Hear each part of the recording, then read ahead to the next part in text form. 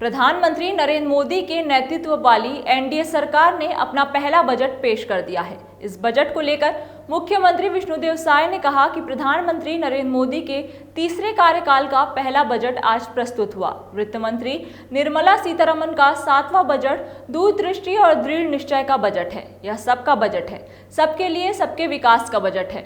मुख्यमंत्री ने कहा, इस बजट में कृषि और रोजगार पर सबसे अधिक ध्यान देना इसे ऐतिहासिक बनाता है। छत्तीसगढ़ के लिए सबसे विशेष बात यह है कि जहां 1.52 लाख करोड़ रुपए कृषि क्षेत्र के लिए रखे गए हैं। कृषि क्षेत्र का ऐतिहासिक पैकेज देश में एक नई हरित क्रांति लाकर किसानों को समृद्ध बनाएगा।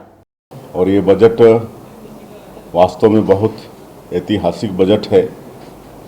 इस बजट में चूँकि हमारा ये देश कृषि प्रधान देश है और कृषि और रोजगार के लिए विशेष ध्यान दिया गया है। छत्तीसगढ़ के लिए विशेष बात है कि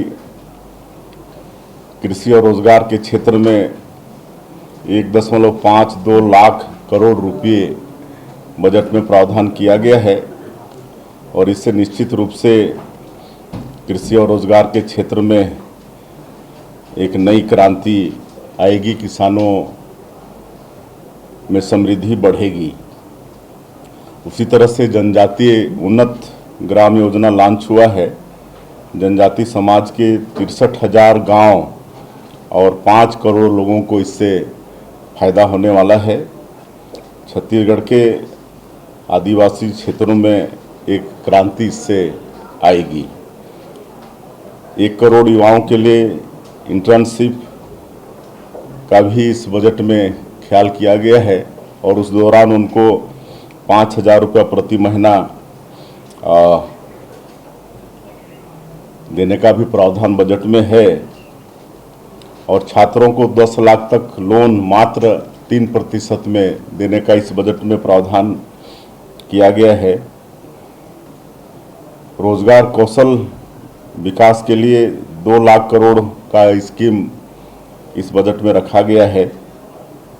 जी बिल्कुल, किसान इस देश के अन्नदाता हैं और आज 70 से 80% लोगों का जीविका आज किसानों पर आधारित है और देश के जीडीपी में भी एग्रीकल्चर सेक्टर का बहुत बड़ा योगदान है और निश्चित रूप से अन्नदाताओं के ऊपर में एक बहुत बड़ी चिंता आदरणीय हमारे देश के यशस्वी प्रधानमंत्री जी का है।